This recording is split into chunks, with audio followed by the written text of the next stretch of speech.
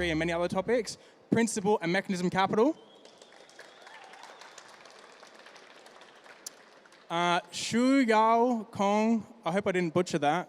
Long-term memester and head of strategic business development at Consensus.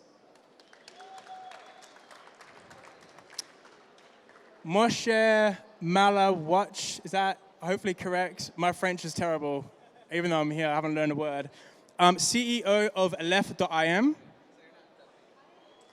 Clap. And also, last person, moderator, Manu Alzuru. He's recently come from Barcelona. He's organizer of ETH Barcelona, founder of Doing Good HQ, involvement in Metacartel and many other incentives in the industry. I would like to give a special thanks to Manu. I met him a day ago, and at 2 a.m. this morning, Daniel told me he couldn't be a moderator. So I messaged Manu. It's like, I don't know this guy. I was like, can you replace Daniel to be a moderator? And it's like, yeah. Like at 5:30 a.m., he's like, I'm coming out of the catacombs. I'm absolutely wrecked. But yes, I will moderate. So I had to wait till we woke up at 11 o'clock. I was like, okay, here's the run sheet. Are you good? He's like, yeah, I'm good. All right. So here he is. So with that, I would like to pass it over to Manu, who will be moderating the panel. After the panel, which is about 30 or 40 minutes, we'll have a general Q&A. I think we'd also like to keep it pretty interactive. So if you really feel like during the panel you really urgently have to say something, just put your hand up and I'm sure Manu will entertain you. So I'll pass it over to Manu. All right. First of all, welcome everyone. It's super good to see that there's a lot of people that are interested in public goods. And yeah, super glad to be with all of you here. First of all, maybe let's start with what public goods is.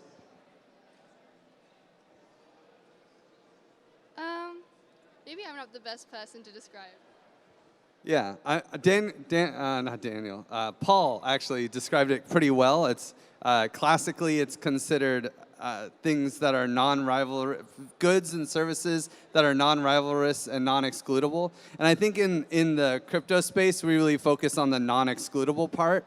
So it's really interesting because economics is broken into 4 types of economic goods, and 2 of them are excludable, and we're really good at managing excludable goods. This is what is classically used, that we classically use economics for. But non-excludable goods, public goods and common pool resources, which in our space we usually just say public goods, they're non-excludable. So non-excludable goods are usually managed through governments and nonprofits. And there's not usually a lot of money in the space. But what's crazy is crypto is breaking the mold here and building a third way to manage public goods that is a win-win. And that's where the real opportunity is. We can actually use this technology to overcome the problems that we've had with governments and nonprofits. Could you maybe tell us a little bit about what are the different type of public goods in the mid space that we have, and what are the different type of public goods that we have also in the crypto space? Anyone else? Or I can do it, of course, but I don't want to hog the mic. So just interrupt me, tap me or something. I'll look to the sides. In the meat space, public goods, which are non-rivalrous, are generally like clean air or the ocean water, right? Like even if you pollute the ocean is still going to provide things. It's really hard to make the ocean rivalrous because it's just so big. And things like this are considered public goods. And what's really interesting is that you can move things through the economic types. You can actually, like public education in the States in a well-funded county would be considered a public good. But if it's public education, you know, in a poorly funded area, it might be a common pool resource. Or if it's a private school, then it would be considered a club good. Or if it's a private tutor, then it would be a private good. So you can see education can be all the different types of economic goods, and it's just a framework to try to understand what it is to be an economic good and how to manage these goods. So in a dream world, we would be able to bring things that are normally considered excludable and rivalrous and actually bring them across into the public goods space and make them something that everyone has access to, that is abundant. We're just not very good at that yet. We're way better in the digital space. So MIT licensed code is really definitely a public good, but in some ways GPL v3, for instance, actually excludes some people from using it. So it kind of moves it into the club good category, if you want to be like really like detailed oriented about it. But Bitcoin itself is a public good. It creates a foundation of public goods. Like it actually provides like access to international finance for everyone in the world that is non-rivalrous and non-excludable. Anyone in the world can create a Bitcoin address and receive money from anybody else. And it's in a non-rivalrous way. Them creating an address doesn't affect me. And it's in a non-excludable way. You can't stop someone from creating an address. I wonder if you've been, investing in different, let's say, projects around the space. What are the different funding methods for public goods in the mid space and also, let's say, in the crypto space? Well, I'm not sure if I can answer your question specifically about the different public good funding methods. Oh, sorry. I'm not sure if I can answer that directly, but I can say that for a private investor, we are definitely looking to fund public goods, but we do have our own responsibilities in terms of managing our fund. So I think in a future where public goods are, for example, retroactively funded and in a meaningful way, that is something that private investors such as Mechanism will be more interested in participating in. Yeah, so currently, let's say in the mid space, the way that we fund public goods is using taxes and so on. And in the crypto space, we have many different ways of funding public goods, right? We have quadratic funding, we have, as you said, retroactive funding and so on. Are there any other ways of funding public goods? Pass it over there. Well, there is a few ways. Well, I mean, if a project has a token, it can get funded pretty easily. So that's one way that we got to like being able to fund public goods. If a project is a public good because it's fully open source, etc., and it has a token, it can get funded pretty easily. Even if it doesn't raise money or whatever, you could just create a simple Uniswap pool and start getting funded that way. So that's a big advance that we got around 2019, 2020. That was really huge. And then as other ways to fund, there is things like Gitcoin and things like that, which are really useful, but it falls into the quadratic funding that you presented. Do you think that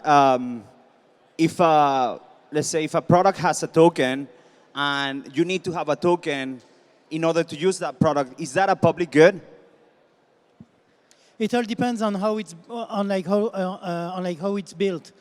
I have first-hand experience with that because I'm building a project that has a token like that.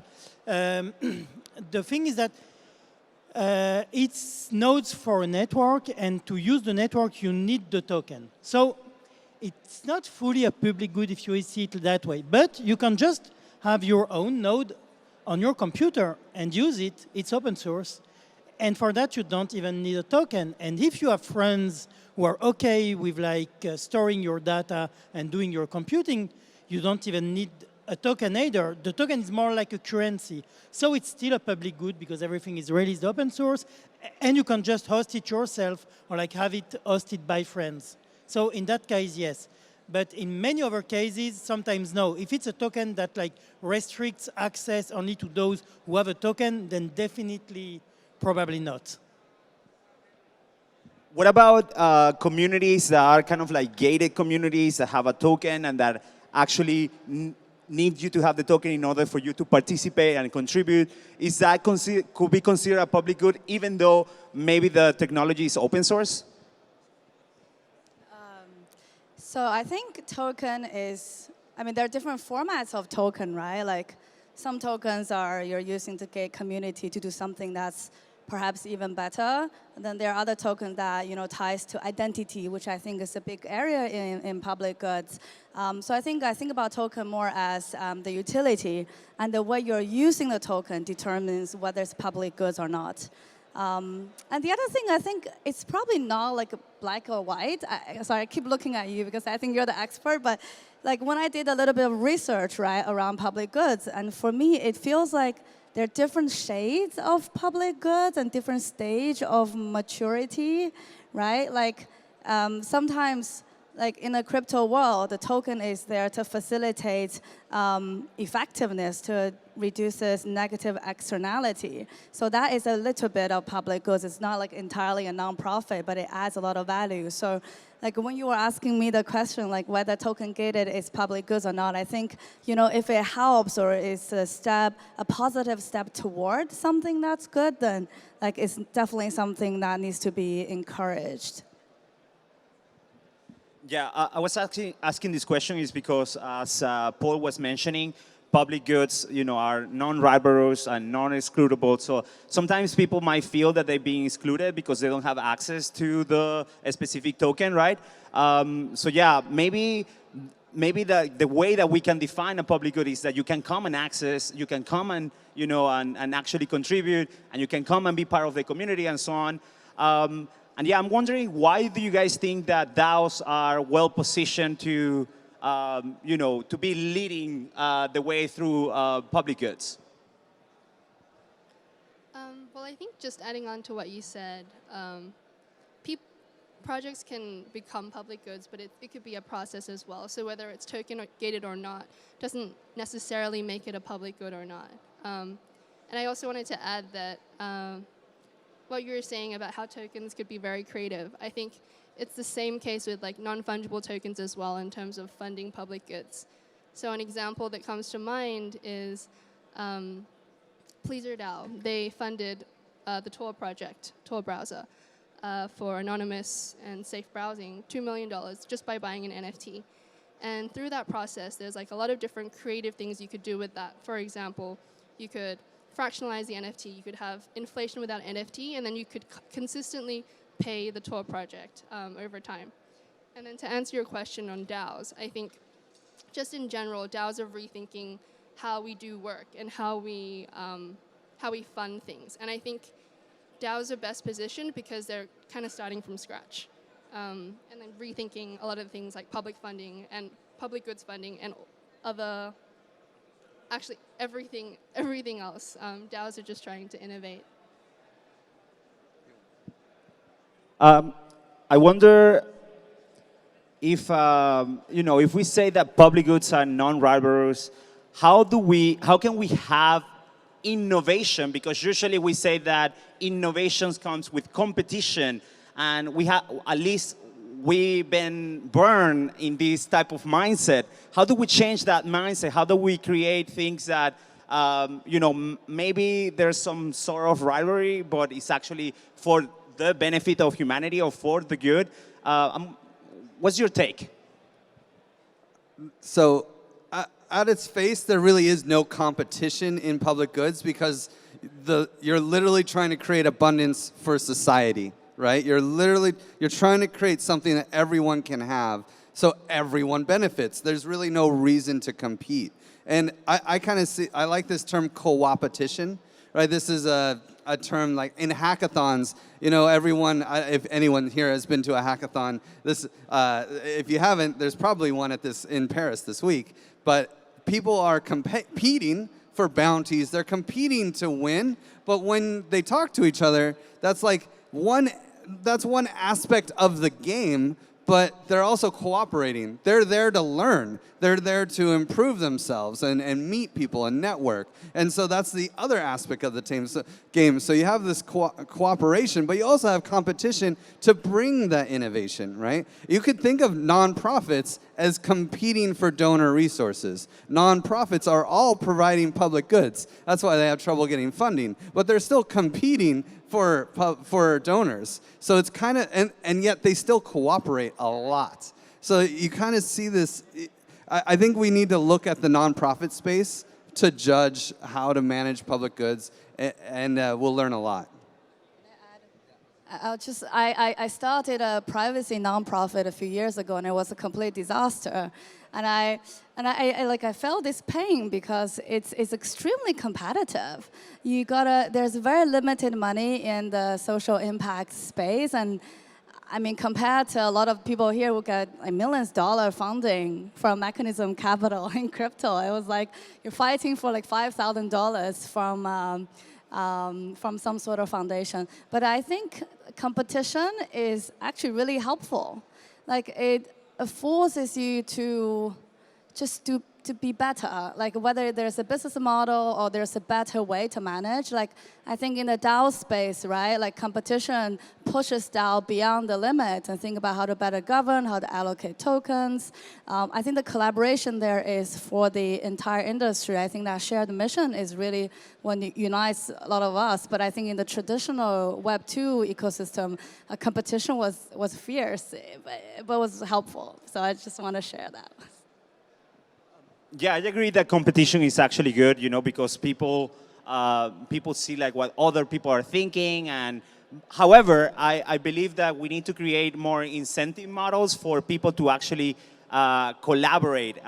For example, one thing that we were discussing at ETH Barcelona, we were mentioning that retroactive funding might not be super great because it doesn't promote people to come together and actually work together and collaborate. Each person is trying to tackle their problem, right? But not necessarily together. So yeah, those are some of the things that I'm seeing. I wonder, is there any way to incentivize, create rewards for people to actually create more public goods? And I pass it to Moshe.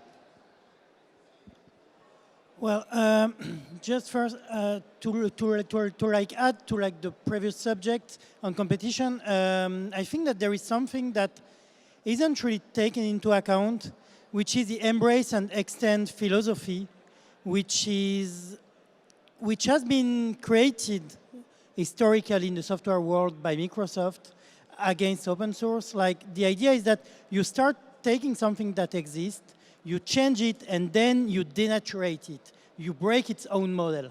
And I think that competition in the crypto world sometimes can start becoming this. Like a project will fork over to break its own model and extend it. So we have a big issue with the embrace and extend in the competition for the public goods that we need to fight. And that's where DAO can really help, because the DAO is not just like software is like a rule. A DAO can like evolve with time to like fight against that embrace and extend model. So sorry, it was a bit of a digression. Let's say if we imagine the perfect state of funding public goods, how would that look like? That's a good question. Okay. I don't know what it would look like perfectly. I think I can identify some problems with how it's done currently. And a lot of the time, it's either one, it never gets paid, or two, if you create a system for people to get paid, it actually doesn't produce higher quality output.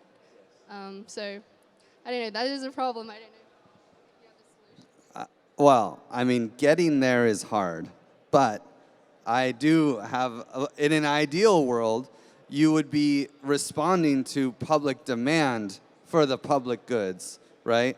And competing to satisfy that demand. Very much in congruence with how it works in the free market. I mean, no one voted to have a smartphone. I don't remember that vote, at least. That was provided, that was actually just people were like innovating and thinking this is going to be awesome, right? And actually there's a great documentary, General Magic, about how that failed in the 90s, but it made sense in the early 2000s in Apple, right? So I think that it's going to look a lot like, in an ideal world, it would look a lot like the free market. And maybe to contrast it to how public goods are created right now, public goods are dominated by governments. The public goods creation is made by governments, right? And they have monopoly control over every public goods vertical. There is no innovation, top-down, capital-controlled, capital captured.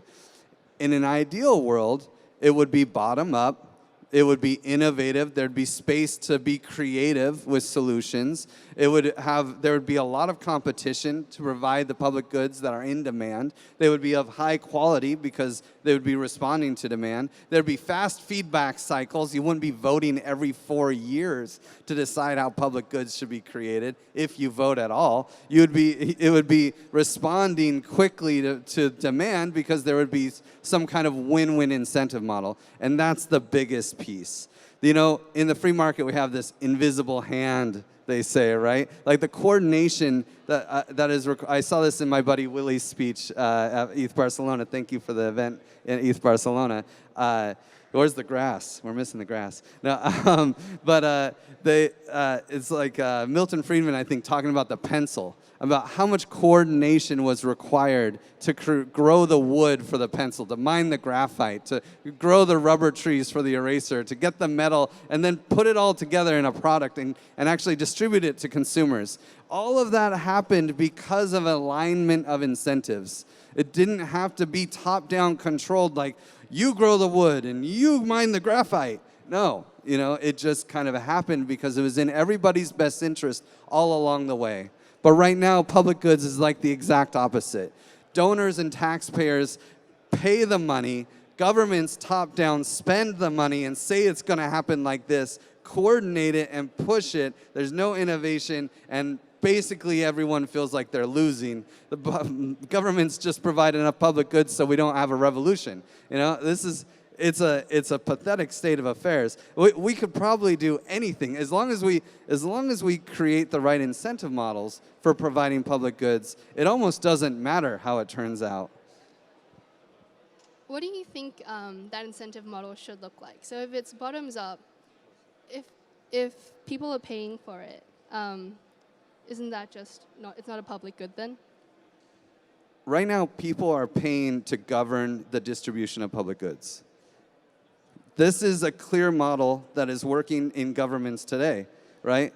Joe Biden and Donald Trump spent $6 billion to get a $400K a year. They earned $400K a year, but they spent $6 billion to get that job. Clearly, people are buying governance over public goods. The public goods are distributed freely, but the model doesn't have to be non-excludable, right? It's the output that ends up being the public good, but the processes around it, like Girl Scouts sell cookies, right? The Girl Scouts mission is not to sell cookies to people. The Girl Scouts mission is to, bring young women into nature and have them appreciate nature and create a culture of that, and that's a public good. This is something people want. They're not there to sell cookies, but they sell cookies to fund camping trips, and it's great, right? Governments but there's no way, like, who gets to decide what cookies are sold, right? Who gets to decide where people go camping and how it's distributed, what the badges look like, and these sorts of things. If you tokenize the Girl Scouts, you could generate demand for the decision power over how the public goods are distributed, right? And you can kind of I think that's the underlying model that at least has traction today because people are lobbying governments to distribute public goods. But I think that there's a lot more creative models that can be used, right? NFTs and it's this digital scarcity to create meat space abundance. I wonder what are the tools that we have currently available to decide what public goods are valuable.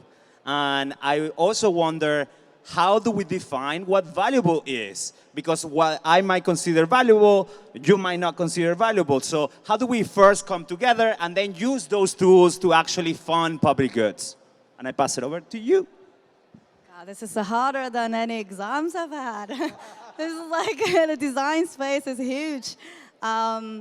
Obviously, I don't think any of us has a perfect answer here, but I think I would offer some personal experiences. I work at Consensus, so none of the things I said, represent my company's view, but I often think about what's the role of a wallet, right? Like if you think about a wallet as right now the access to Web3 and access to financial freedom, should they be public goods? I don't know, but if it's public goods, who's gonna fund all the engineers who work day and night, right, to keep your wallet safe? And how do we motivate the right people to work on the right problem? A lot of times, I think the thing that would make public goods work is that people are not incentivized, but people are motivated. People who are motivated to work on one subject gets rewarded to work on exactly the thing that empower them. I think it's really about achieving human freedom at the end of the day with the right reward for the right motivation. So with that saying, I think a lot of things can be public goods. Like if we think about it, a wallet can be public goods. Access to parking lot in the meet space is public goods. Access to intellectual I guess knowledge is public goods. Education is public goods. I think in crypto we have broken the boundary of what is public goods, and I think that's the most transformative thing to me, in that a lot of things can be public goods. But then what the tools we have that can be used, I would say, like, other than pumping tokens, I have not found anything. So I think maybe you have an answer. I will repeat the question. So yeah, first we need to come together. We need to define what we believe is good, right? And then how do we identify what are the different, let's say, public goods that are actually available for society? Well, that's a really good question. In the crypto world, we have tools like Gitcoin and others.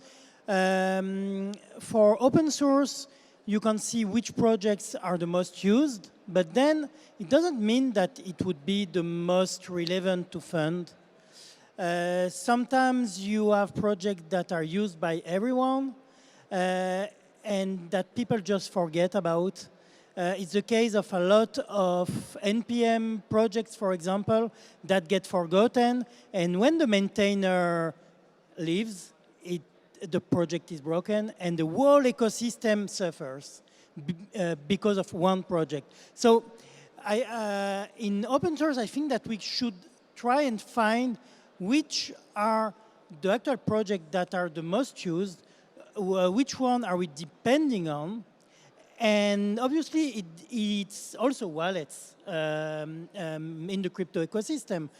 But it's also like libs like Ethers.js, for example. Are they well funded? Thanks to Gitcoin? Yes. No. And then there is a lot of others building blocks, like for example SCCP 256K1 lib, which is still used by a lot of projects, but is totally deprecated. JavaScript, and no one is maintaining it anymore. This could use funding, for example. Okay, so taking the things that you said, I guess like there's many different tools like let's say quadratic funding, right, or conviction voting, and so on. So we can actually decide if we believe in something. Maybe after a certain amount of time, maybe we don't believe in it anymore, then we pass with, let's say, with conviction voting, for example, you could be like shifting your conviction of what is good and what is bad, right? So yeah, there's multiple tools that are being created, like retroactive as well, and so on. I'm wondering, all of these public goods that have a token, how does that affect actually the people that are building those public goods when the price of token is down?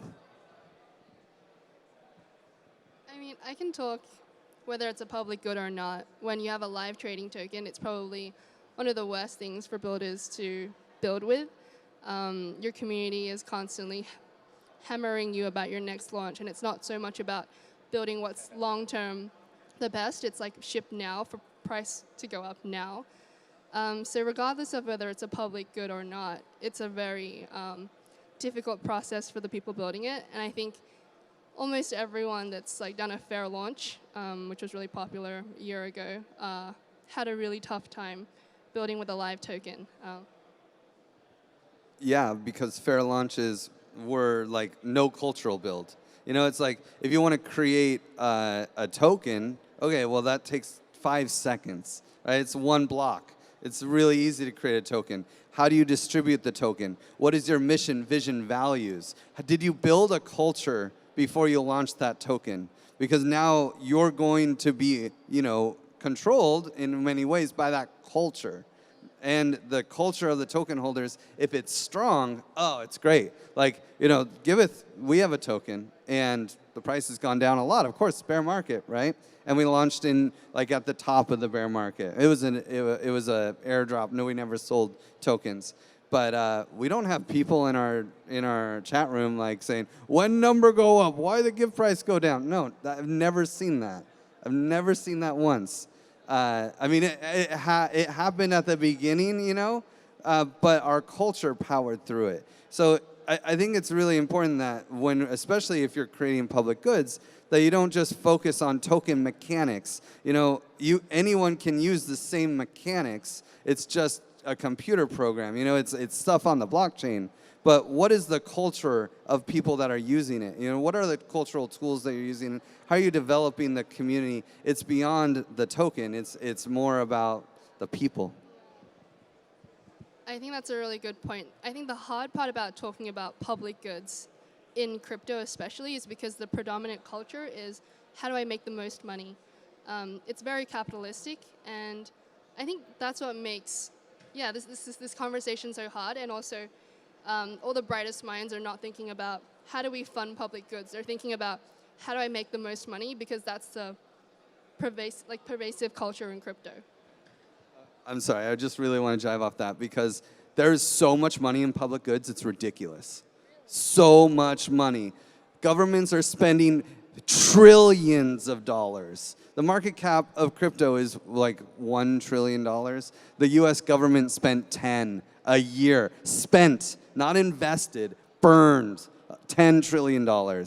Donations in the US alone, $500 billion a year, burned. That's half the market cap of crypto right now.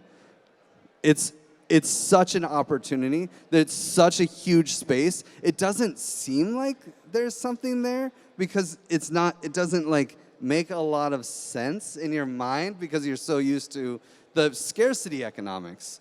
We need to turn abundance economics into a science, and when we do, which like groups like Block Science and Token Engineering Commons and Token Engineering Academy and these organizations that are really studying the art of token engineering, of how to, you know, create systems that create a reproducible output, when we really turn this into a science, there will be so much money into the people that crack this nut.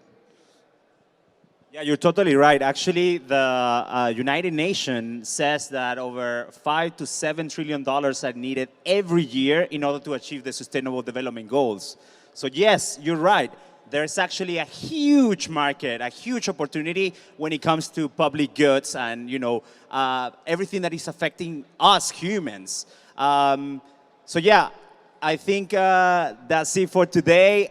If you have any question, or if you have anything to add, this is your time. Any questions?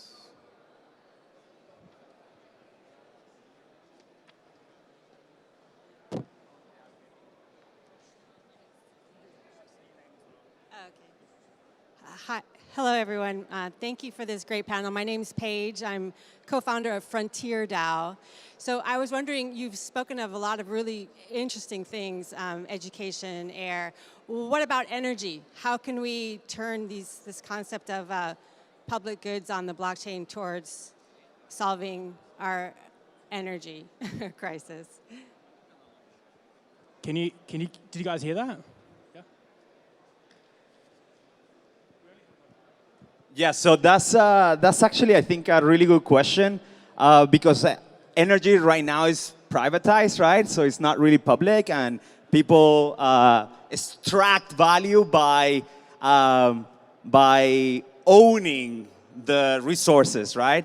I'm originally from Venezuela, and I've experienced that there. Governments actually owning the land, exploiting the land, and not for the benefit of the public, but for the benefit of a few.